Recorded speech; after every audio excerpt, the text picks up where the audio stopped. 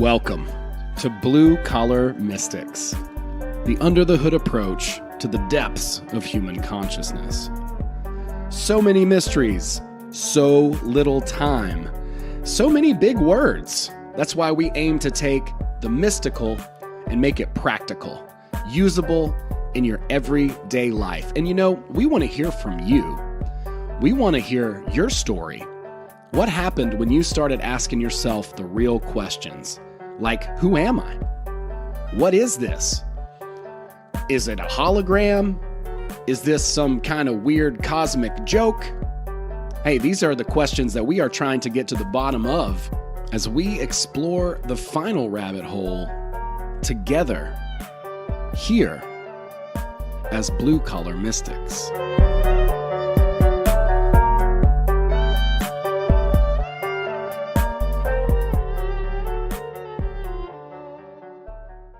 All right. You can't imagine how many times I said rabbit hurl trying to tape that little intro many months ago.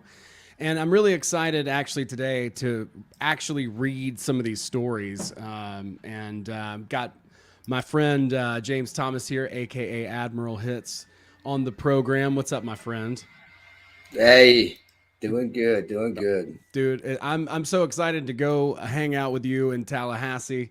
Or nearby. I actually looked at the map. It's actually really, really close to Georgia and Alabama. Yeah. It's going to be a lot of fun, man. At Soul Fest, check that out. Man, there's kind of like too much to even talk about. I'm overwhelmed and I gotta like lay off the coffee. But I'm really excited. I can't wait to hang out and hopefully see some folks down there. There's just so many things to talk about that are going on. Comedy shows and music festivals. People are out and about again. You and I have been collaborating on a document, The Blueprint to Happiness, which is out now. You can go ahead and grab it if you want to. We're working on a free 8-day course with that's going to come along on mentalism, which I'm really, really excited about. I just want to go ahead and say, connect with us on the Telegram. Go ahead and get in there. Come say hi. I try to go live in there every once in a while. We'll read things in there. We'll talk about cool stuff. That's sort of the beginning of the dream group that we've been putting together as well. That's kind of the beginnings of that. Come see us in Tallahassee. I got all these cool things. Check this out. Come see us in Tallahassee at Soulfest FL, and follow the Sonic Portal on Instagram at Sonic Portal. We just put out a new video yesterday that James did. It's awesome. Give a little bit of background and a little bit of an idea on what the spaceship's all about. So check that out. It's on all the platforms now. And yeah. I want to say thanks to my friends at Content Safe. They put this stuff out all over the internet. So if you're on, Gab TV, God forbid, then you're going to be able to see this. Minds, Flote, Bitchute, et cetera, and so on. So they're awesome people. Really appreciate those guys. Daryl's got a course coming up on mental and emotional kung fu. I'll be attending in a couple nights. I'm really excited about. And there's just so much going on. We have a comedy show coming up near Savannah, Georgia. So if you're around that area, come and hang out. I'm excited to be getting out and doing some things and doing some comedy. It's a lot of fun. It's stressful sometimes, but it's a good time. And I have some awesome comics on that show. Every time I book a show, I bring the best comics. And I've got Terry Myers and Brittany Ammons, super talented, and Gozy. It's going to be a killer show. I'm stoked about that. So I've been kind of doing a little bit of that today as well. But this is what, if you're going to have a blueprint to happiness, then you get to define it yourself. And I'll be honest, man, I've made my way into kind of a charmed life, and I get to work on comedy. I get to work on writing scripts or writing I'm writing a speech now, you know, all these different things. Books, we have audio books out now that are out on Audible, guys. So You can check those out. I've just been doing a lot of really cool, fun stuff. I went rafting and got to do that. So just on the front of the blueprint to happiness, which is really like kind of it's which is really your thing, James. You know, like it's kind of like the defining. It really is like defining, creating your own experience, and it's actually totally possible. And you've been doing it for quite some time, which is great because like that inspires, you know, other people. They see that it's possible. They take, you know, they take lessons from that, which is awesome. And I don't know, man, I just feel so fortunate and excited to be able to collaborate.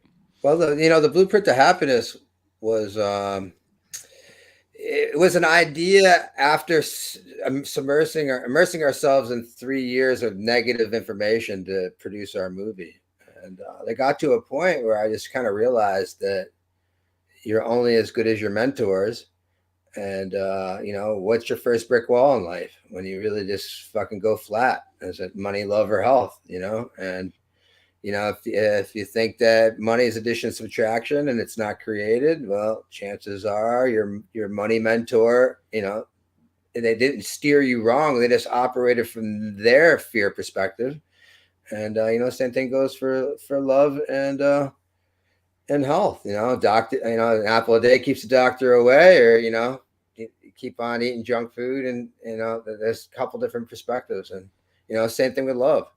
So someone from an abusive family, gets hit, and they tell them they love them, and someone from a very supportive family hears the word love. They have two different ideas of what that means, and so you're only a result of your mentors. And you got to figure out where you want to go, build a plan to get there, and then find the right people, because this is a team sport. This is the survival of the fittest was a myth, and it wasn't the biggest mongoloid who could beat everybody up and control everybody that got us past getting eaten by tigers. We worked together and cooperated.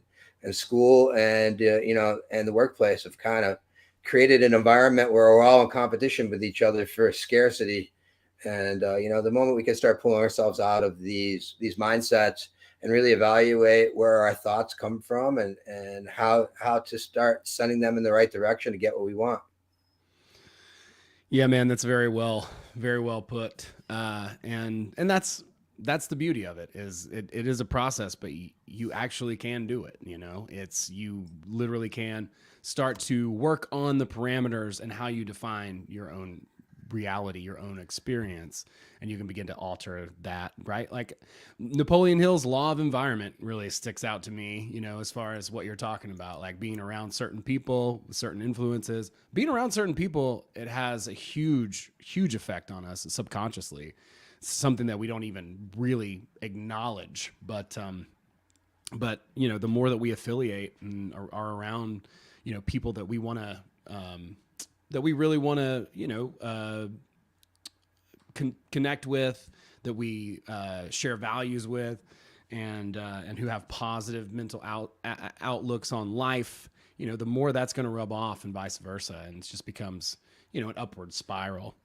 Well, it's true that you are going to end up being the sum of the 10 people you hang out with most. That isn't a fallacy. That's definitely true. It absolutely is.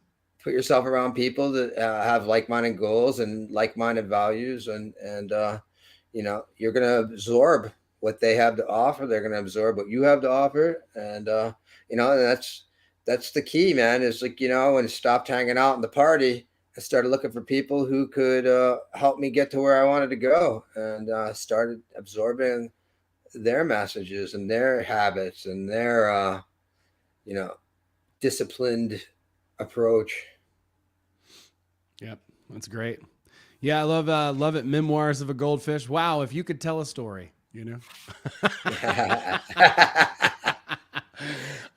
In fact, I'd love to, because I don't know, I've been meaning to, and just haven't really read a lot of. We've had quite a few submissions and wake up calls and stuff, and so I wanted to make sure that I read at least a couple of them. Some are a little bit verbose, so I'm gonna not be able to read some, but I do appreciate the sharing, even if it is in great detail, right? Like, but we may not have time to share all of those on the show. Maybe I could sum some of those up that are a little bit longer. But I did think it would be a good opportunity to share some of these stories and maybe even go into our own a little bit or have somebody who's hanging out, Memoirs of a Goldfish, if you could, I don't know. Yeah, I just don't know that it's possible. But I feel the goldfish thing very often too. But I wanted to read a couple of these stories and just share, because I really appreciate people being willing to share and put their story out for us.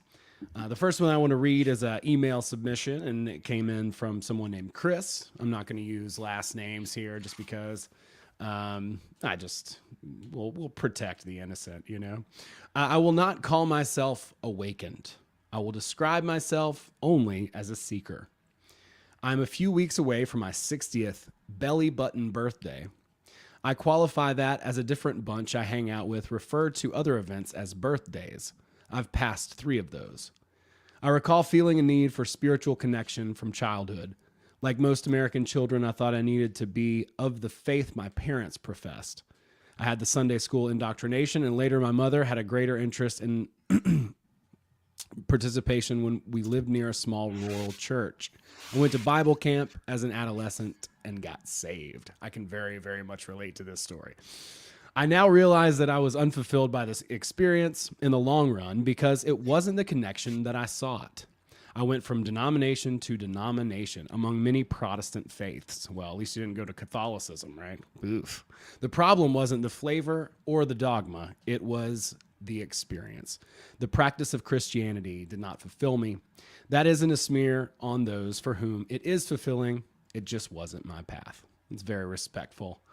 In later years, I would encounter by accident the works of Robert Anton Wilson. Oh my God. Speaking of the blueprint to happiness and the stuff that we've been talking about, I learned about hacking my worldview.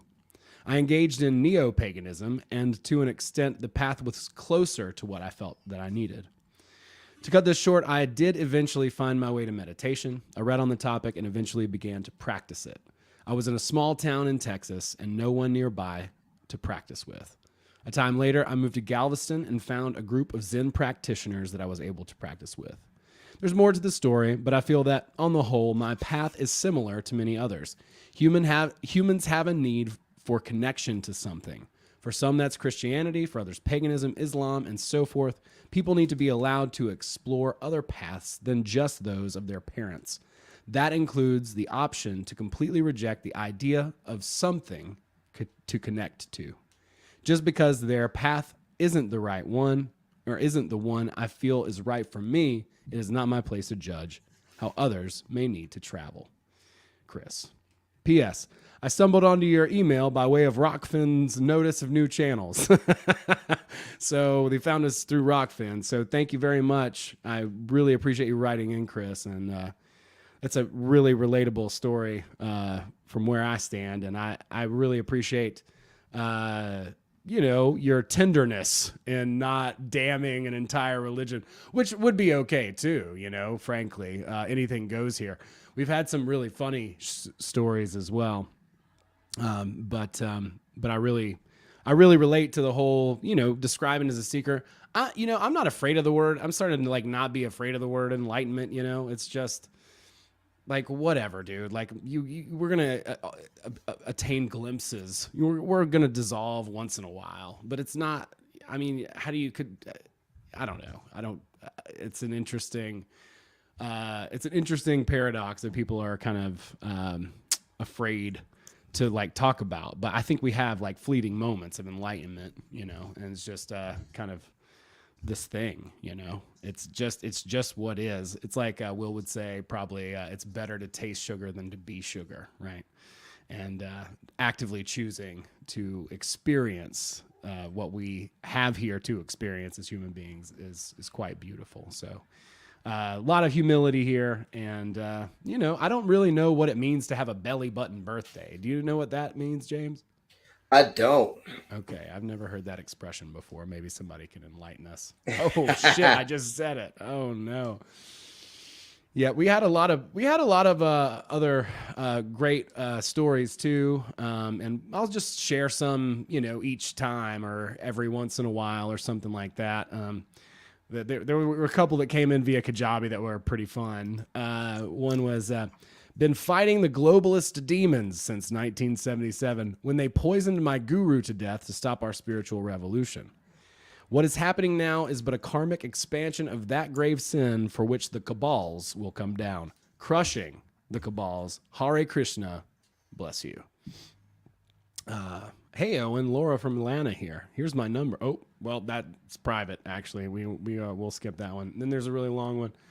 Some gypsies robbed me of my last $5 and all my bad mojo, then left me a business card to go see some wizard that made me hop in a giant astrological centrifuge, which spun me till I was realigned into a spiritual dynamo hum. That's a good one. Oh, man. But yeah, folks, if you want to share your story with us, we want to hear it. I've got Juan from the One-on-One podcast. I adore Juan. I think he has a great show. And he's going to be coming out on Thursday. We'll have a wake-up call from him. And so if you want to share yours, the more the merrier. We've got some other guests and people coming on. I've been booking shows and really excited to share and just kind of go into their stories a little bit.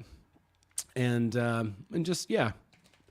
Just continue sharing because it's really what it's all about. As we continue putting content together and learning and doing this self-development thing, I'm finding that it's really kind of a 3-part process. Like we're very much about defining and finding purpose.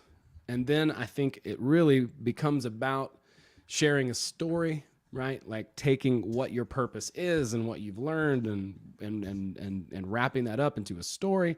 And then providing service for people. So in 3 parts, it's purpose, story, and service.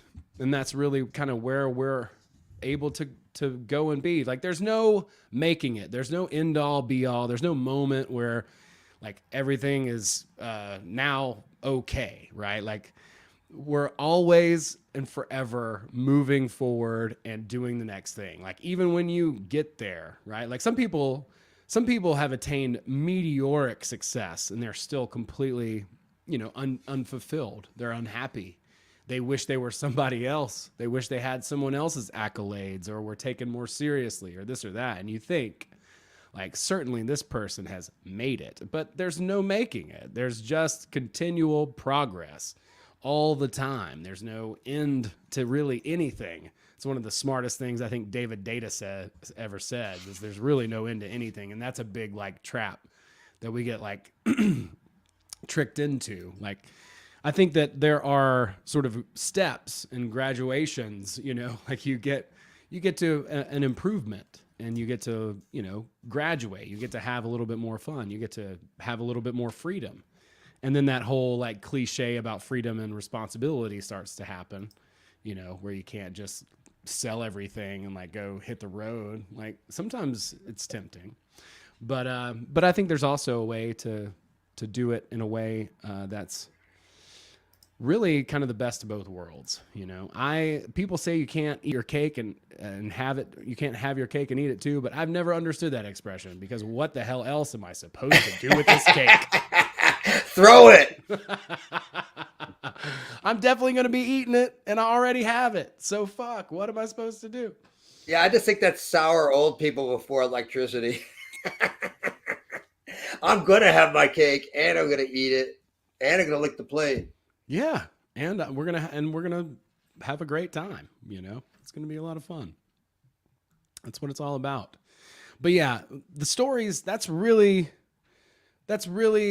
the next like step. I'm kind of seeing a little bit of a map and like an arc and a structure, and that is really the way I think that we create our map. That our map is made by these stories that we're told from a young age, right? The map is not the territory. We talk about this, Robert Anton Wilson, Korzybski, all these linguists and all the NLP stuff, but the map is not the territory. There's so much to unpack in just that statement alone. This book right here, we've been doing in the Dream Searchers in the Dream Coven, and it's pretty cool. It's mostly like, Castaneda stuff that they're teaching in this book, and it's cool. She's talking about cosmography charts, is what she calls them, and she's teaching the guy. It's kind of like this cool, like Matrix, like Neo is being taught by Morpheus kind of thing, but her name is Rada or Rada. I think it's Rada. I don't know. They're Russian. So, so she's like, teaching them all this stuff about the cosmography charts. And she's saying there's three options. Okay. There's three options. You can observe something that you haven't seen before, and you can categorize it as something new that you haven't seen before. You can make an area on your map. Okay. Or you can categorize it as something that you already knew existed and just say it was that. Well, that Bandler has a really good description with that, like a rocking chair. You fall back on the rocking chair, and if you don't notice it as being expansion on the idea of a chair, then you'd be afraid of all rocking chairs from that point on. So it's being able to expand your model and being able to work with new information. Yep, absolutely. Yep. The third option is that you just don't see it at all.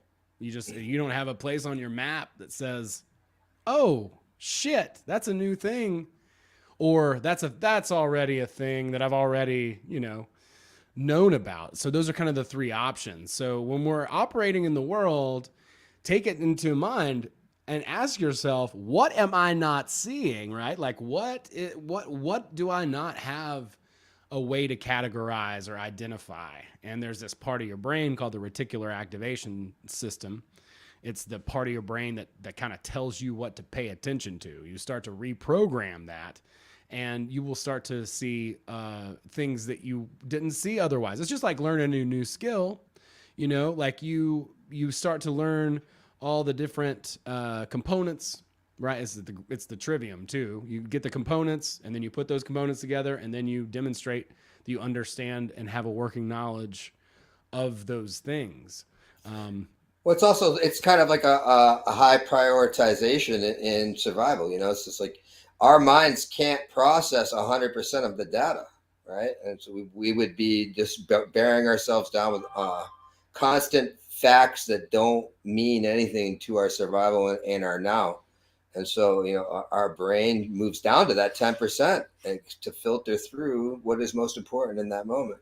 And like you said, you train yourself to be able to recognize those variables, and it isn't, it isn't just like a thing that you see. It's something you train yourself to do. It's like it's like people who do crossword puzzles, things like that. The more they do them, the more they build an intuitive process that allows them to solve them, right? But if you start from scratch and you don't do that thing all the time, then that's just something hard that you're running across, and it's really, our brain is a muscle, and the less we work it, the more it works us. That's well said. Yeah. Yeah, absolutely. So we have to consciously take control of our awareness. That's really what that is about. And that's what the blueprint kind of talks about, right?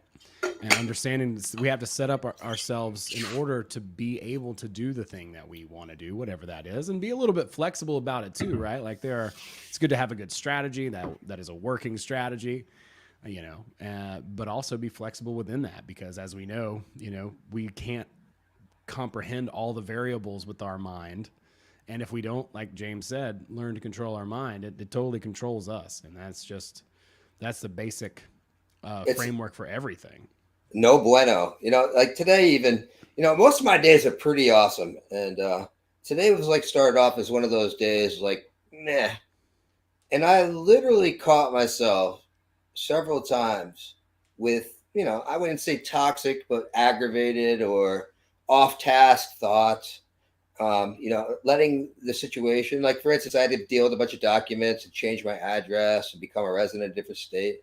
I can't stand bureaucracies and red tape.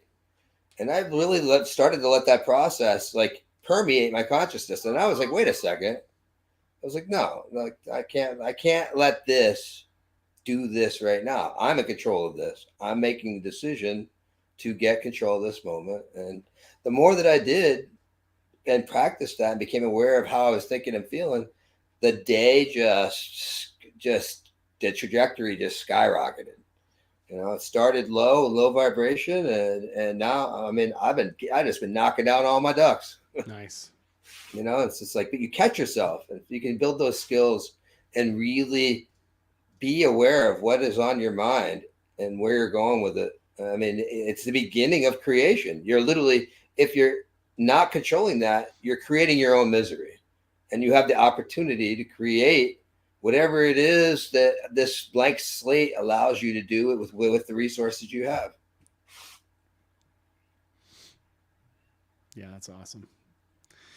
Yeah, I mean, it's amazing that there's that much sort of leverage, right? Like there really is just mentally that much leverage to begin with. And that's, I think, what we really kind of overlook, because you can't see your own blind spots, you know, especially if you're not looking. You know what I mean? If you start looking, you can sometimes find that stuff, right? Like you can start digging around and you can start to identify some things. You can start to ask yourself some questions about some things, but it's very difficult to have any perspective, right, on ourselves and the limits of our own map, right? So if I can't find it on my map, I'm not going to recognize it in reality either, right? As above, so below, as within, so without, as it is on the map, so it's going to appear to be on the territory. Although the map is not the territory, the map is what you're using to navigate the territory, right? Like, and so back to my little enlightenment comment, which was probably not very well thought out, but the map is just pure unconditional love. I mean, the territory is, the map is what we put parameters within our own. It's the limitations. Brain. Yeah, it's limitations. It's categorical. It's what, you know, it's not capable from its original program to be able to be aware of anything beyond it, right? Beyond those parameters. But it is very valuable. You know, it's like, I don't, you know, so we don't, you know, we have GPSs now, but back in the day, if you crossed country, like a dead tour, you had to map out the entire ride, right? And you needed to count on that map. And you know, you could end up in some really crazy things in the city because the map doesn't represent that. And so when you do, you know, create a map, there are some like heavy duties that, you know, like, hey, you want to watch out for that swamp. You want to watch out for these things. They will get you, right? And so, you know, it's just not allowing, you know, it's about being aware of it and not letting it control who and where you are and how you're going to be. You know, it's like, yeah, I know that thing is there. I know I got to move around it. And the thought about moving around it shouldn't be worse than actually avoiding it. You know, it's like it often is though, right? Like for yeah. me, like my thing is like, I like, it's that resistance, you know, it's like doing taxes. And, or, you know, those, like, dude, it took me like 3 hours, you know, to do it. It didn't take that long. It's, you know, I work a lot more than that, you know, but I literally like procrastinate and dread doing this thing that's actually probably going to get me more money, you know, all year long. And it's just the weirdest thing. Like, I don't understand, you know, my own psyche. But it's the best sometimes, but it's the best. You know, you don't have to understand it all the time, but it's best to understand and be able to like see and feel and recognize how you are feeling in that moment about this thing that you dread, right? Because ultimately, that's just a lot of energy to be putting into something that's not doing anything to serve you, right? And once you can catch yourself, well, then you're almost derelict for not making a change and a different choice, right? And so, but that's the problem, is most of us are caught in our habitual response mechanisms, our habits, and you know, we're not even aware that we're running on that autopilot. But man, if you really get conscious and you become aware of the choice you are making right now and make a different choice, it's such a powerful and uplifting and empowering thing. I mean, I just gave myself goosebumps just thinking about it. It's like I literally just said, "No, I'm going to feel this way today," and the whole rest of my day went better, and everything worked out, right? And to a point where yesterday I was dreading some stuff, man. I was like, "How am I going to figure this out?" And at the end of the night, I said, stop thinking about how, and just make the next step. Make decisions towards that next step. Small baby steps. Yeah, that's really what it's about, and that's really when we want to alter like your map, right? Like you don't want to, add a whole freaking wing to the house, overnight. It's like it's through a little bit. That's what she's talking about in this book too. With this guy Maxim is his name, and she's teaching him, about the cosmography chart. She calls it, right? Like it's the same thing as the map in NLP and Robert Anton Wilson's work and several other people. But, she's saying that if you can't find a place for it on the cosmography chart, it doesn't exist. But you can't just expand your chart, to limitless and in one go either, right? Like it's Kaizen. It's a little bit at a time. It's poco a poco, paso a paso, step by step, little by little. And that's really the way to do it anyway, because you probably wouldn't be, well, I don't know, who knows, but for myself, I enjoy going a little bit at a time, learning more and more. I like that progress, that process. I'm comfortable with growing at like a relatively mellow rate. I'm not like blasting off to some other level, like jumping to some timeline that's almost unrecognizable or whatever. I just don't know that that's really psychologically the best way to sort of move anyway, right? Like we want to be able to gradually move. And let's say we did attain success super duper early, there are parts of us that that definitely, I won't say like self-sabotage, because I really like Paul Cope's work. He's like, I don't believe in self-sabotage, but there are parts of us that are watching out for us and ourselves. There are certain things that maybe we're not ready for. There are certain things too, like that, we can put ourselves in a position to be very vulnerable and make a poor decision. And sometimes I think, people say, when you don't get an opportunity or whatever, like the universe is looking out for you. I think that's very true. I think in my case, in my experience, it's been that way, where I would have had a really strong opportunity to do music at a young age. I don't think that it would have been really very healthy for me. I probably would have hurt myself a lot more with drugs and alcohol and all that kind of stuff. What's not meant for you is not coming to you, and you're not in resonation with it, and that's all the things that kind of make their way away from you. You have to be on the frequency to track those things, and I think about it all the time too. It's like I could have I could have lost myself in the music industry trying to rock star it out, and I'm grateful for the way that it actually went. It's like I look back at it now, I'm like, damn, man, I might have sold my soul for a couple bucks, and now I get to create the world I want, as opposed to answering to management and things like that. Yeah, I can't even imagine, dude. I can't. I really can't. Like, I would have such a hard time with that. And not only that, but just to be able to be in a position to help people, right? Like, who are going to need to navigate some similar, experiences in their life, right? Like, it puts me in a position, just writing today, because I'm working on comedy. I'm doing these types of, so I make it in comedy or whatever. What does that even mean, right? There's no making it, but like, so what? Like, there's still going to be a huge part of me, I think, if that was all I focused on, or if I had made it when I was a kid in this band or whatever. What, I have a bunch of guitars now and like a big house. So what? Like at that point, I would probably feel very empty. Like there was something missing. Like there was something I was supposed to be doing and wasn't doing it, So I think it just happens the way it does. Everything is unfolding exactly as it should. And, you go out, that doesn't mean you don't go out and you don't take action. But you allow things to unfold as they do. You take the action and you allow it. If you don't get that opportunity that you attempted to try to go get, or that award or whatever, then you go after it. You allow the cards to fall how they fall, and the right situation will find you. It's like you say, you're not in resonation with it. It's not for you. You know, there's something better, and there's something better than defining yourself as something, whether it's a comedian or a entertainer or a musician or whatever that is. Yeah, the Because you're so labels. much, yeah, you're so far beyond that. Yeah. You know, like It's like someone asked me the other day, "Are you some kind of light worker?" Blah blah. I was like, "Man, that's just some kind of title."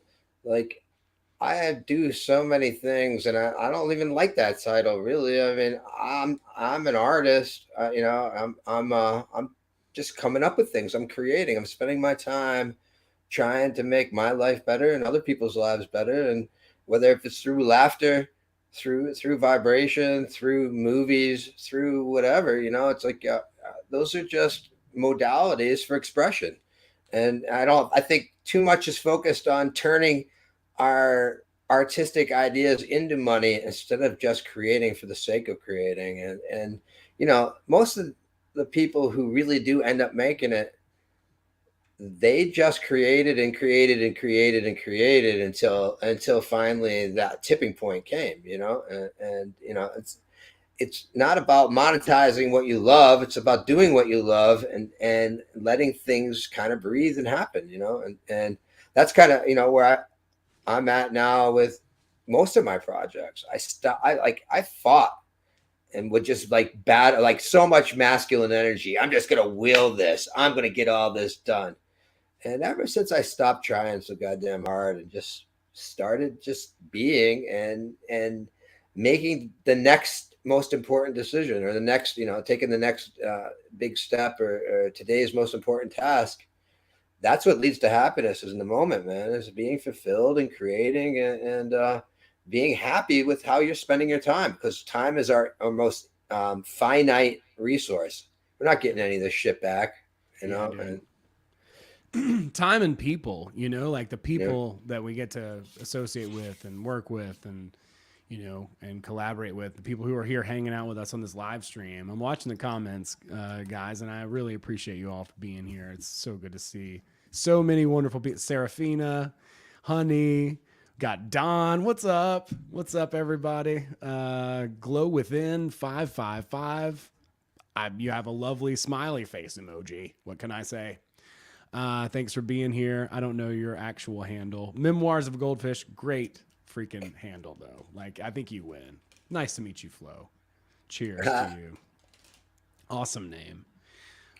So thanks for hanging out with us here, everybody. Yeah, I'm with you, man. Like, there are lots of ways to monetize things. There's lots of different opportunities once you can start to use your map, alter your map a little bit to start to see those different opportunities. There's some weird ass ways to make money, you know, really, really strange and bizarre ways. Well, you know, it's also too, as far as making money, is having discipline and a good budget and a plan. You know, so we all came from this. I mean, I came from a time period where it's like, make $1 million. We got to make $1 million. You're making $1 million. It's all going to be good. That's fucking somebody else's idea. Yeah. Like, I got some cool ideas. I've been doing so much. I've been doing so much with so little for so long that I could practically do almost anything with nothing, you know. And you know, I've set a different goal because I only need a certain amount of things to try to do the things I'm doing, and they're all going to lead to the next step. And you know, wearing myself out, not meeting this unrealistic goal, because there's a lot of things that go into you know, that. That's like very few people are just going to hit the artist lottery or the business lottery, you know, let alone the regular lottery. Totally. Takes a lot of hard work. There's a lot of factors, but all those factors really come into being present, being in the now, having a passion for doing it. I mean, there's no fucking way that I could, you know, sell widgets and make $1 million. No. Can't do it. Dude, I guarantee you we could probably just draft about 10 ideas that could make you $1 million right now, but ain't nobody doing any of them shits. You know what I'm saying? Because they're just insufferable. It's just insufferable, and who wants to live that way? You know, there are ways there, but there are lots of ways to, I think, monetize different things, like and create different products and streams of revenue and income that you can support yourself. I've been doing it for years, you know, and I was scared to death in 2020 because we lost our Airbnb business, because that was a big ass chunk of my income at that point. That was a full on self-sustaining business, you know, that was paying rent and a lot of bills, and, you know, people's income stream, you know, was coming from that. So it was a lot to try to sort of pivot from that. And I was definitely nervous, but I'm just learning more and more. And then in the digital realm, I've learned how far behind the game, I guess I was in some ways, but also it's the opportunity to get perspective and see how other people do things and what they value, what their goals are, you know. Like a lot of folks that we've encountered in this online business world who just only seem to care about certain things, you know, are really maybe not the most virtuous or have the most integrity necessarily. But then there are many who do, and so it's been good to have, I think, some perspective on that, to kind of see how certain people do certain things and versus how they don't. You know, you get into sales in these worlds, man, and it is something else. The way that people talk and manipulate other people and stuff. But anyway, it's all a balance, and it's cool to be able to learn it in a perspective by being able to watch other people and take note on how they do things and learn from their successes and their failures. Well, I mean, you learn from your failures way more than you learn from your successes. I learn from my failures the most. Yeah, absolutely. For sure. 100,000%. And I think it takes someone who, it takes some humility to learn from other people's mistakes. It takes some humility to say, hey, what am I missing on my map? What do I not see? You know, how can I expand my own consciousness? How can I, you know, when you're in that situation and there's somebody who's annoying to you because they're complaining or they're in a victim mentality. But they're also teaching you. And if you, that's right. And if you're blaming them, you're victimizing, you're being a victim too. It's like they're teaching you how to deal with how you feel, right? And so it's time. It's all, we're all teaching each other all the time. And if we don't look at them as opportunities, we look at them as like a hindrance, then you're not learning. Well, it's the opportunity to say, you know, how do I do that thing, right? Like, how can I actually get better at this, right? Like, you see immaturity, right? Like, if, you know, I'm almost 40 years old now. So if I'm around someone who's 30, I can see their immaturity, depending, right? Like in a general sense. And so I'm going to notice that. And what I'm going to hopefully take from it is, hopefully I'll have the strength and the humility to just be like, all right, how do I do this? How do I act in a certain way? How can I improve, take more responsibility, be more honest, be more authentic? You know, how can I not hide from, you know, doing taxes all fucking year, you know, like whatever that thing is, and point the mirror back at me if possible, right? Like it's certainly easier said than done, but I've been learning more and more about that. But it's really, there's so much leverage. There's so much you can do just by shifting the way that you are perceiving what those limits of perception are, defining those, asking those questions, and really thinking about the idea that the map is not the territory. Because that is the blueprint. If you don't think you can do it, you never will. Yeah, and it's right. really, yeah, exactly. But we're always right. Yeah, exactly. And then that's the other part of it too, right? Like, and it's the person that kind of, I don't want to say takes it for granted, but it just feels natural and normal too. Like, it's not a big deal. That usually is able to, you know, attain whatever it is that they're looking for, right? Like, they don't have a lot of those same barriers that someone who has limitations on their map, right? Like, they'll think they can't do it. They'll think they don't deserve it. Those are big limitations on there. I mean, seriously, dude, there was a point, even in some of my most awesome creations, where I would convince myself that, and a negative thought, I'll never get there, I'll never do it. Even though I'm sitting there doing it and I'm doing it all by my rules, and still found a way to convince myself otherwise. It's very easy trap to fall into, because, the fear and uncertainty play a strong role in our growth. Like the more that we go for comfort and protection, you're either in protection or growth. And if you're in protection, nothing's working. All the blood is in your legs. It's not in your brain. It's not in your organs. And when you're in growth, you're getting the proper oxygen. You're getting what you need. And it's that running away for that comfort that literally brings you deeper into the map and the things you perceive to be bad on the map. Yeah, that's right. And then you just reinforce that. I just see it kind of like growing and shrinking in a lot of ways. Like, I don't know. That's just my visual. And yes, I'm almost 40. I'll be 40 in July. And I think people think that I'm older than I must look older than I am. Yeah, this dad bod is getting a little too exquisite. What can I say? It's a little bit too out of control at this point. It's a full on father figure now. So, yeah, I am almost 40, but yeah, don't count me out. I still got time. I don't think I'll look any worse than this, at least for the next 10 years. So,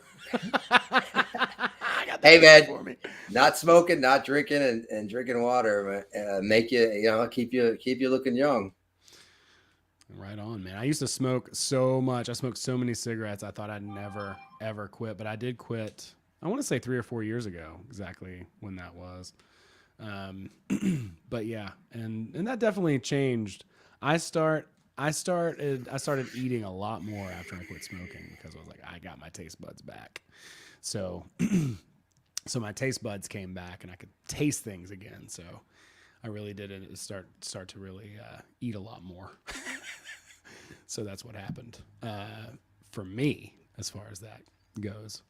But yeah, we are all defining that experience, and it's those own limitations too, right? Like I say this all the time. Like, I would love to be healthy and in good shape, but I don't want to necessarily do all the things that it takes to do that. I have been a lot more active in this year and doing a lot more things outside. That's something that I can do, right? Like, so back to like the idea, you got to know yourself. Like, what are the things that you really enjoy doing? How can you be active? I will absolutely go whitewater rafting down a crazy waterfall and flip over and swim back in the boat and carry a boat uphill 2-way. I'll do all that. I'll do it. But I'm not going to go down to the Y and lift weights for 45 minutes. I just can't. I don't have the gumption for it. I don't know why it is. And that's fine. I've learned to just be like, all right, well, I'm not going to try to force myself to do something that, I'm not, I don't enjoy. I don't really get anything out of. I'll go play basketball or do, like I said, some outdoor activity, go hiking, move around, do stuff like that. That stuff's good for me anyway. I just like being outside. But for whatever reason, I've just not been able to do the deadlifts and the leg lifts and all that stuff. It's just not how I operate. So I have a rule. I don't lift things that don't need lifting. I'll ride a bike 40, 50 miles. I'll snowboard for weeks on end. I'll go hiking up mountains, but I'm not going to lift things that don't need lifted. I like the action. I like the movement, but yeah, you won't catch me in no gym. It's for sure. I saw another thing too. And sometimes I have the calisthenics thing that I've done a few times here, but I'm by no means consistent about it. But it's like, man, the Greeks and all these like Trojan warriors and soldiers, they didn't have weights to lift. They were buff, right? Like, you watch 300, those guys are all jacked. I mean, obviously they live now, but like, look at these sculptures of ancient Greece and these Spartans and all that. They were these huge warriors, but they weren't lifting, they weren't doing deadlifts. They were doing something else. Oh, they were lifting 30-pound swords. Yeah, and swinging them at each other. You know what I'm saying? Like that's another story altogether. They're rowing boats across the Mediterranean Sea. It's like they definitely were doing some stuff. Yeah, I understand. I run if I'm chased. I get it, right? Like that makes complete and total sense. Like, have you seen these people? They dress up in all this, garb, and they glow in the dark, and then they run out of their house, and then they run all these miles, and then just come right back to where they started from. It's like, what are you doing, man? I run from dogs and police. You know what I'm saying? Like, I'm not gonna run for no reason. You know what I mean? Like I just I don't understand that. I never liked running though, to be honest. Some people love running. I'm just not a fan. I feel It's like too much impact. it is a lot of impact. But there's a lot to be said for the runner's high. It's like I played a lot of sports when I was a kid, and you get to a point where, especially if you have endurance, where you get over this plateau, and it's just and so much endorphins and euphoria. But you have to really work to get to that point, but it's a lot of impact. It is, yeah. And I have a mad amount of respect for folks who do it, but I'm with you. I love backpacking, hiking and stuff. You get a big runner's high type of thing. I can get that swimming, like it's, especially if it's like a very adrenaline filled sort of moment, then that can be a lot of a runner's high.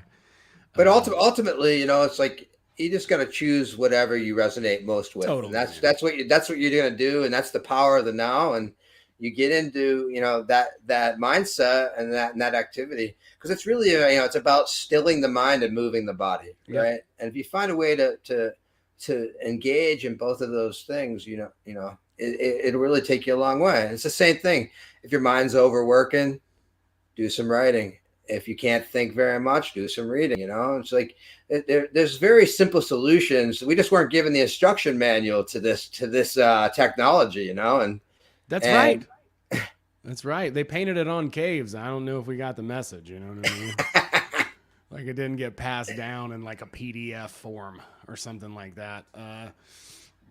I'm totally agree. I totally agree. And you got to find I'm not hating on people who run, obviously. And Flo says the gym's so boring. Yeah, Flo, like, like you'd rather be outdoors. I'm with you there, doing different things. It could be anything, fishing, whatever.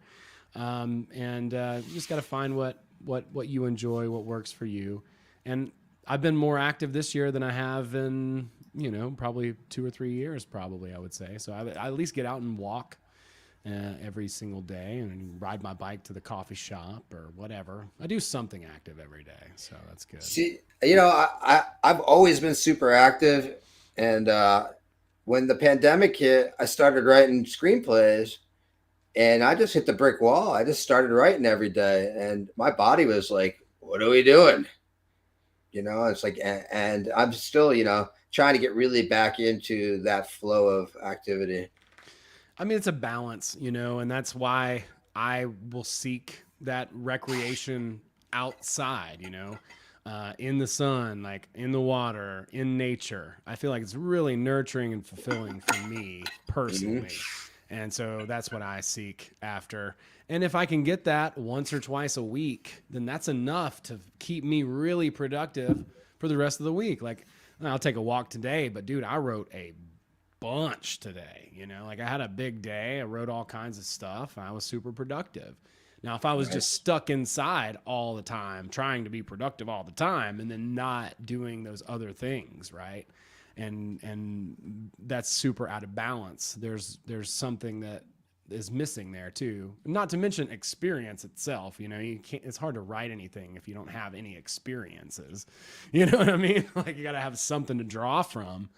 But for me, like I think I'm starting to find that little balance where, I'm getting nourished. It's like one of the things she says in The Artist's Way that is super counterintuitive, but I mean, it's truth has so many sides.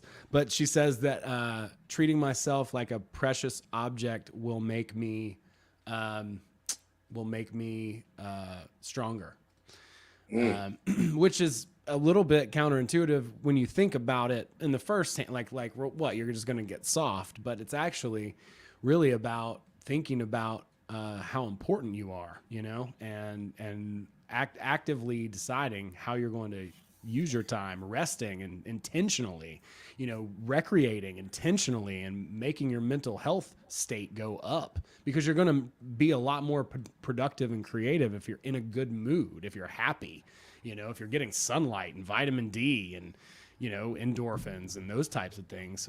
Whereas if you just, stuck yourself in a cave, with no connection to the outside world, no nourishment, no, you didn't have contact with other people, whatever, then you might get a lot of pages written, but what would the quality of those pages be? I read something the other day that really, really stuck in my heart.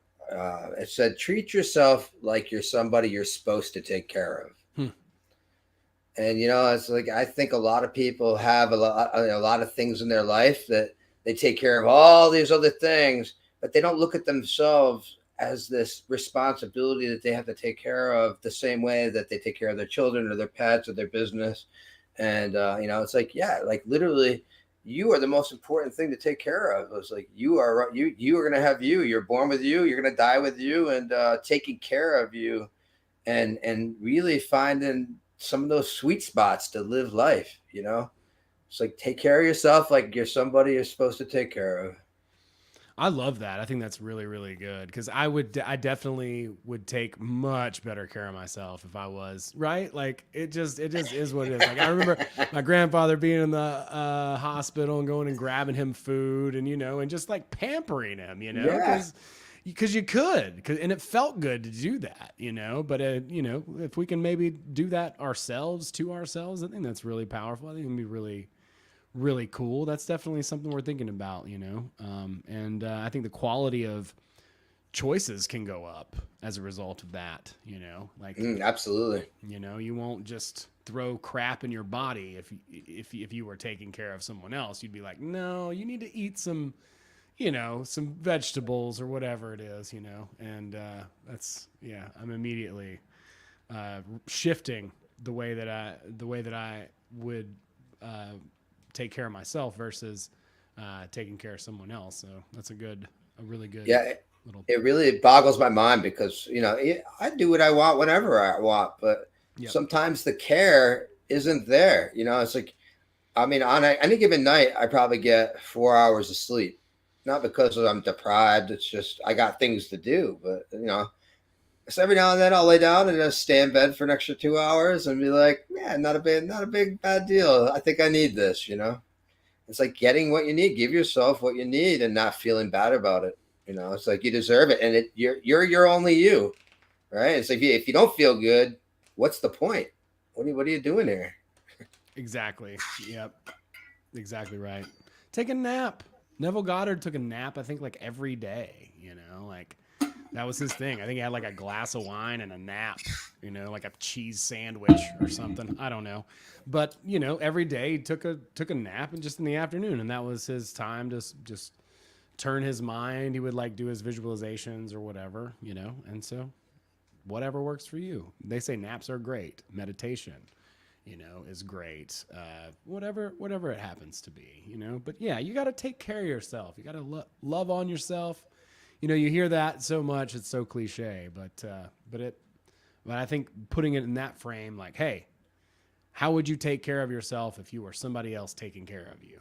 Like that is another level altogether. And if you can kind of start to, approach it that way, I think it's, it's like, you got to think of yourself as an invalid, right? It's like this idea of you as this invalid, and you, the mind, is taking care of this invalid, right? And you got to do everything for this invalid, and there's no escaping it. It's a responsibility you'll have the rest of your life. So it's like, the body ain't going to do nothing without your mind. So you're in charge. You're in charge of it, and you might as well make the ride the best you can.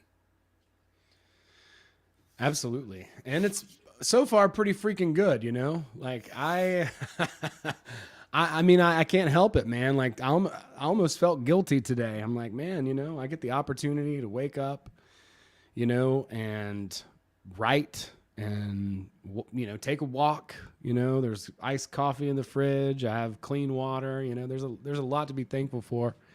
and every day, things just seem to get better and better. And it's not some drastic thing like all of a sudden winning the lottery or making $1 million, but it's just this constant Well, perpetual gratitude. growth. Gratitude is is really a great tool. And I really didn't learn gratitude till later in life. Like there's a difference between being thankful. Hey, thank you for giving me this. Thank you for this gift. Thank you for your time. And actually having deep gratitude for these things that have come in our life, especially the simpler things.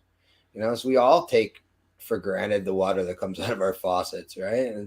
But the moment you try to go cross a desert with no water, that simple pleasure will, you'll learn in that horrible experience how important that gratitude should have been for that Well, the resource. things that you truly are going to give gratitude for too are not fucking Ferraris or fancy lamps, or it's the things that like, no matter what, no matter what you have, like it's those things that you truly are going to have gratitude for: the connections, the people in your life, the way that you feel in your body. And that gratitude, it just perpetuates itself. It's better and better and better and better and better, and you just feel a deeper and deeper sense of gratitude the more that you experience it. It's just, yeah, I mean, it's not about having gratitude. I don't know.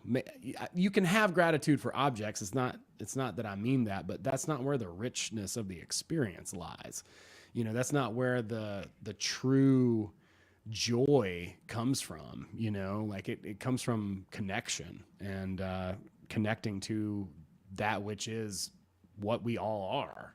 So it's going to be those simple, little things always. And I think that's the greatest way, because like I say this 1,000 times and I'll say it 1,000 more: no one's ever complained their way to the top. It doesn't work that way. You can't do it. If you're at the bottom, whatever you consider that to be, because there's somebody worse off than you are, I promise, you have to find something to fucking give gratitude to. That's the Hey, chirp of a bird. I mean, it's still the same thing that someone who has a bunch of objects is, I would imagine, right, who's connected, is going to have gratitude for. It's the chirp of the birds. It's the beauty in the sky. The clouds are never the same twice, I mean, ever. It's a new one. abstract, man. I had gratitude for my broken phone this morning, and once I stopped feeling victimized by the situation, it really resolved itself, like a $10 fix. And it's becoming aware of how you are feeling in the moment, because ultimately, good or bad, those are just your value assignments on a benign event. All this shit is just, it's benign. You think a rock or an animal or a person on this on the planet cares about your problems today? That means the rest of the world don't too. So that's your relationship to this stimuli currently, and you're alive. And if you don't look at that relationship and look at it from a different way, because it's all teaching you. And ultimately, man, enough bad shit has happened to me in my life, or quote unquote bad, that has literally led to some of the most amazing shit. So it's like, how bad is it really? It's only as bad as you're going to tell yourself it is. And if you can really look at some of these things and bring some gratitude to your foreseen perception, it's like a story of good luck, bad luck in the Buddhist tale. It's like bad thing happens, good thing happens, bad thing happens, and each time the Buddhist farmer is like, could be could be either or. I'm not ready to make the assignment, and so like everything's vibration. It's going to go up and down, and it's all truly there for your experience. And the more that you process it and learn how to deal with it, the better off that you're going to feel. Yep, it's well said, man. And it is crazy. It's back to that advantage sort of idea. It's the thing that didn't come through that I thought it should, and that dissatisfaction that pushes us down.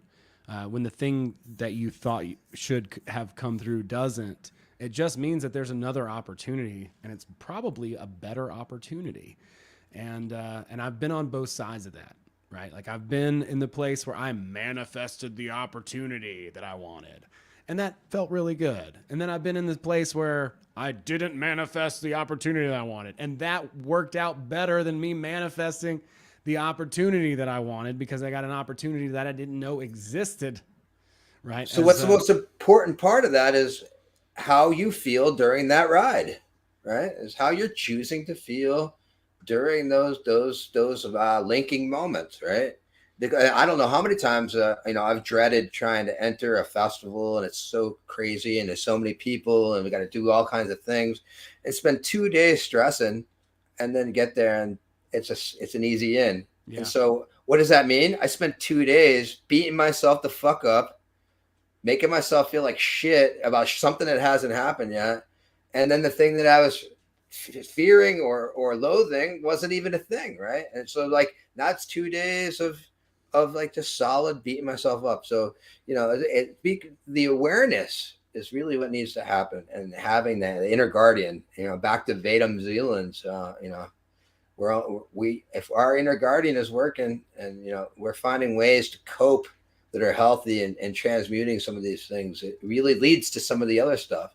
It's like some of my best art pieces have come out of a miserable moment, or out of the stress of something. So it's taking it and taking control of your life, your being. It Yeah. ain't happening to you, it's happening for you. That's right, man. And that gratitude will help you navigate those times when you're like, because you'll know it'll be in the back of your head, and you'll be like, all right, well, this sucks. This is seemingly shit, and it is inconvenient, and it's okay to like feel inconvenienced. You're not doing anything wrong by being honest. Like, don't lie. But like you can think about it though, like there's something else. There's something else. There's another reason why you can't access all the variables right now, but if you just stick in there and just keep moving forward and keep doing the thing, then it's just going to get better and better. That's why I don't even do slides, man. I don't really even mess with that, because everything that I've ever tried to do, even if I've gotten it, I manifested it, then I'm just like, every time that I just allow some things to happen and I take action, right? Like I take action on those things, but instead of being, upset or disappointed when it didn't go a certain way, just being like, that's good. There's a reason why. I don't know what that is, but I'm just going to trust, suspend that disbelief, somehow find a way to just get back to something to be grateful for. If that's just even an hour that you have to yourself a day, that you're able to do whatever it is that you want to do, that's right, or plant flowers, or take a walk around the neighborhood, or whatever. It can be so simple, but it's really, really imperative. Like advantage. Like you open up that map to advantage, and it's just all going to start to fit together in a way that you could have never ever seen happen before. Just allow it. Enriching your map, it really should be a priority. And the first thing is, most people don't even know they're operating from a map. They see reality and they think what they're perceiving is reality, and they think that you're sharing that reality they're perceiving, but we're really all on our own wavelengths, only bringing in all these variables that our map has allowed us to understand our survival, right? And so it's up to us to enrich in our maps. And the more you do, man, I probably quadrupled my map in 2020. And the whole world was burning down, and I was like, maybe it is, maybe it isn't. I've been dealing since I've been alive. There's been a crisis, either galactically or globally or nationally or locally or personally. So, the only common denominator is us and how we deal with fear and uncertainty. Absolutely. Yep, and I just put the link in there too, guys, in the chat. If you want to go and check it out, grab the blueprint. It's real short and fun. We had a good time putting together a lot of really cool stuff. We're gonna have an 8 email, mentalism course, really talking about this and going more and more in depth. In the meantime, blueprint is I think it's a slick, nice little ditty. I'm proud of it. Mm-hmm. And you guys check it out. Put a little link there in the comments. It's also in the description of this video. It's also in our link tree and all that kind of stuff. But it's just been really fun putting stuff together and exploring all these concepts. Like, I just, yeah, I don't know. I We've been feel. careful. Go ahead. Go ahead. We've been carefully planning it all along. I mean, a lot of those pictures were sketches that we were emailing back and forth between each other before we even knew we were working on these projects together. That's they were exactly just right. they were just ideas and artistic expressions at one point, and now we've taken the sum of our skills and we're joining forces to give people some things to chew on, and let them see that there's a different way. I personally healed myself without religion, without outside spiritual forces, without therapy, without all these self-help things. And it's really a lot of the components that I healed with are in the blueprint to happiness. And I didn't know it because I wasn't even looking for healing. I was just exploring and being creative. And it literally smacked me in the face and gave me a new lease on life. And I hope immensely to share some of these insights and help people, and empower themselves and become sovereign beings of their own. That's the exciting part, honestly. Like I was kind of thinking about today, it's like, yeah, I could be creating and doing all this cool stuff. But if I didn't have other people to like connect with and talk to them about and help them and learn from them and, and vice, because it's very reciprocal, but if I didn't have that, I don't think it would be that much fun. Like you could have, it's like we made a record one time that was really good, and I was so proud of it, and I'd produced it and I'd done all this engineering stuff for it. And then we got to the end of that whole process and I had the album and I was like, yeah, blah blah, I'm so stoked, blah, blah, blah. And so then I put it in and I listened to it and I like drank a beer and I was by myself. And then I listened to it again. And then I listened to it again. And then I listened to it again. And I just realized how fleeting my satisfaction was, because after the third or fourth time listening to that album, I was like, I couldn't even listen to it anymore. I mean, I had to listen to it probably hundreds of times before that because I mixed it. But it just felt so empty. I was like, this CD is never going to keep me warm at night. It's never going to make me feel, the way that I am craving to feel. It's not going to make me feel fulfilled or connected or any of those things. Like, I'm happy I did it. That's great. But there's no making it. And the path never ends, right? Like, so I didn't know that at the time, and that's kind of what I thought. I was like, oh, I'll do this and then that'll be it. And I can just relax. I can just rest. Well, I could have rested and then gone forward too. And, like all at the same time. It's not, it's not that finite, it's not like you get one thing done and you feel like, I feel better when I'm doing something than I like having it done. But I know there's going to be another thing to do after that. And so what really feels good to me, if I'm being honest, is the process of being in the state of creativity. So the flow state itself. If I could just be in the pocket, that's where I want to be. And so that's really, I think, how we can get to that place is by leveraging, and balancing ourselves, obviously working on our map and putting ourselves in positions to make ourselves as mentally healthy as possible, going outside, getting exercise, treating ourselves like we're taking care of someone else, doing those types of things. And then we begin to get productive more at a high level. We start to have more of a flow state. We start to be more present and have more fun in the creation process. And you start transmitting to other people and resonating with them and creating a higher energy and a higher vibration. That flow state is connection to source. It's connection to your higher self, mm-hmm. and once you really get in there, it's magic. I've written and edited film and done all kinds of things. And I've literally been in some place for 18 hours and had no idea that I was, and it just goes. So, it's like finding that place is so important for anybody. And that can happen in sports, practice in music, all Yep. kinds of things. It's endless once you really find something that you're truly interested in. And that's listening to that voice inside of you. If you think if you think you're attracted to something, that's because you are, and your higher self is telling you, go check this out. Stop working this shitty job. Stop doing this activity. You're spending time on this planet making you unhappy. That's right. Go be poor and do something you love, and That's right. see what happiness truly is. And see how, and see, yeah, I mean, coming from that, I think you can build wealth that you can't even imagine from the other angle. It's like, I'm going to play it safe and, make $7 an hour or whatever. Maybe have a good job that pays like a couple of $100,000, who knows?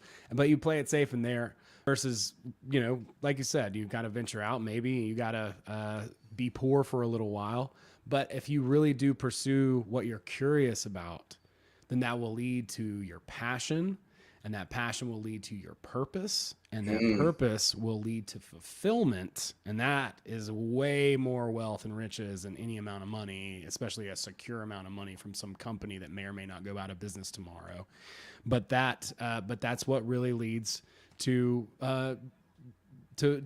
true, deep fulfillment, right? Like, you have to follow your curiosity. It's like the more you tell your heart no, the more you're just building a wall between your brain and your heart. You've got to just give in at some point. And that doesn't mean that you can be unwise. You can balance that too, and not put all your eggs in one basket. Yeah, man. For me, I didn't have a pot to piss in or a window to throw it out of, and barely a couple $100 to my name at the beginning of the pandemic. And to me, I looked out the window. There was 2 feet of snow. A pen is free, and I was able to start writing. And the more I wrote, I just wrote a bunch of amazing stuff that, regardless, like a lot of it healed me just in the sake of processing stuff in my life. And then, I wrote this screenplay, and man, it changed me. Like, it's really like it's hard to even explain what that piece of art did to my entire being. And now I'm on my 5th draft, and it's really coming together. And it all started with, like, what am I gonna do? I don't have anything, and I had a pen. And I had time, and I explored that, and in that exploration really gave me a lot of freedom, even though I had all these limitations that were there in my life. And I implore people and beg them to try to find and search and do those things that, even just chase a little inkling of an idea. So what if it doesn't go anywhere? I could have very easily been like, fuck writing a week into the project and found something else, and it's about putting that time in, and giving yourself that gift of now doing Yeah. something you love. And if you hit a dead end with that too, who cares? Just find something else. One thing will lead to another thing. So if you're like, I'm curious about this, I'm following my curiosity, and then this thing wasn't the thing that made me, gave me all this. Yeah, it's like, dude, it's never going to be like that anyway. There's no making it. So it's just going to lead to another thing. And so we continue to just follow that intuition, that curiosity, and you will eventually find something that you're passionate about. It might be an offshoot from the original thing. That's happened to me a bunch of times. Like, you might have started writing and then found out about, I don't know, camera or directing or something as a result of an offshoot of that, and got into that, and then that led you to something else, right? But it happened to take with you, right? Like, and for me, writing's been something that I've struggled with a little bit off and on throughout my life. I think we're all writers to a degree, and that's something that we kind of have to just acknowledge, because it's about telling your story somehow or another, right? Like, we have, like I said earlier, purpose, story, and service, and that's really what it comes down to as far as what we're here to do, right? For other people, we all have the right and the ability to do something that we enjoy that impacts others in a positive way, and it's moral. You know what I'm saying? Like, everyone has that right, and most people don't see it because it's not on their fucking map. It's not on their cosmography charts, and they can't fathom that would even be a possibility. Yeah, you're blind if it's not in your map. I didn't go set out saying I'm going to be a gong guy.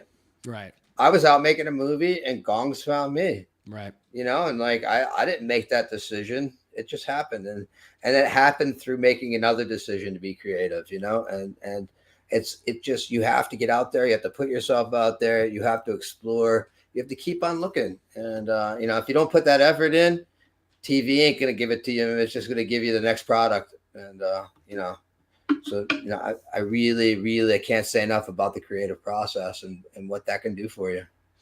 Yeah, it's beyond cathartic, it's truly coming back to yourself. And yeah, that's what I feel like the part of me that feels so grateful is so grateful for that.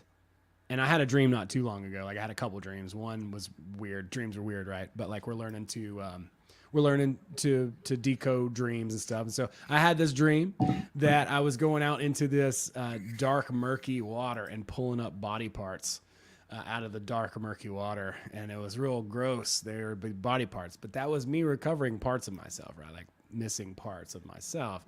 And a couple nights later, I had a dream that I was babysitting my parents' kids, which is an impossibility, right?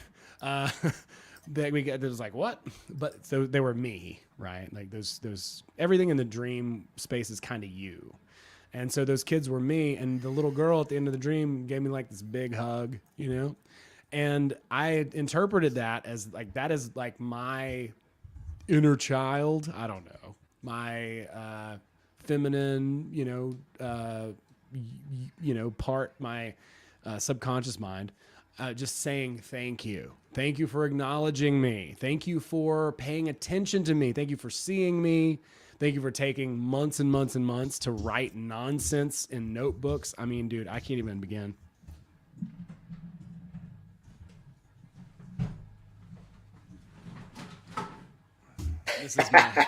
This is all morning pages and notes and shit. Just that. And I've got like 3 other notebooks in there. These things fill up quick when you start writing in them. But just doing that, as arbitrary as it seems, like it's a key to get to the next place, to get that little bit, right? Like that constant little improvement, And it's, people don't see how much work people do too, that's another thing. But that's another subject altogether. Because people think, oh, they're so talented. Look how talented they are, and then they don't leave the ladder behind them too. So people just assume that these people have some talent. No, nobody's fucking talented. Let me just tell you the truth. Nobody's talented, right? People have inclinations, right? And they have, some innate skills and abilities. But I'm telling you, 99 out of 100 people who you look up to and admire and you think they're talented, they're not fucking talented at all. They just worked really, really, really trial and error. Really hard. They took classes, they read books, they, went up and did their thing, and they failed a lot. I guarantee it. Whoever it is that you look up to has failed more than they've let on, probably. And it's always more interesting to be honest, seeing the failure, it's like seeing the failure is it's a lot more fun. I want to see somebody, eat it, I want to see that. I remember seeing Radiohead a few years ago, and Tom York fucked up the Karma Police song. Like that's their most popular song. And I was endeared to him though in that moment, because he fucked up in front of 80,000 people. And anyway, I am endeared to my first stand-up experience. I mean, it was such a crash and burn, and I look back at that and just smile, because I did it. I stood up there and did it. I vomited a bunch of shit out to a crowd, and man, it was such a train wreck. And I love thinking about that story. Like it literally empowers me to keep on trying, to keep on doing things. Like, the easier it looks that somebody's doing, the harder it actually is what they're doing. That's the truth. The easier it looks what they're doing, the harder it actually is what they're doing. And if that's a stand-up or a musician or whatever, I don't care what it is. A magician, doesn't matter. the easier it looks, the harder it is. And it's a paradox, but it's so true. But anyway, I don't want to like go off on a tangent on that, but I do want to wrap up, with gratitude and just say to everybody here, thanks for hanging out with us tonight. We're gonna be in Tallahassee. I'm so excited. That is gonna be not this week, not next week. Next weekend, yeah. Next weekend. And we've got tickets for sale, so we save you guys about $70 if you don't want to pay full price. And we also have volunteer spots if anybody wants to come and join us and come feel the magic and see some music. And yeah, absolutely. So if you guys know anybody in Florida who'd be into it, coming to hang out, that video we posted yesterday is an awesome little introduction to what the spaceship is and a little bit about, what happens in there is a whole other thing, but just a little bit of a primer there. 10,000 people go in and 10,000 people come out with a different experience. And hey, I also wanted to say thanks to everybody in the chats today, keeping active and listening and keeping the conversation going. Much appreciated. Yeah, thank you. I'm the spiritual heretic. If anybody hadn't figured that out yet. You sure are. You sure are, my friend. And that video will be proof of that as well. Thanks, everybody. Yeah, go pick up the blueprint. It's cool. We had fun putting it together. I think it's real pretty. I put some sparkle into it as far as my design skills are getting better, right?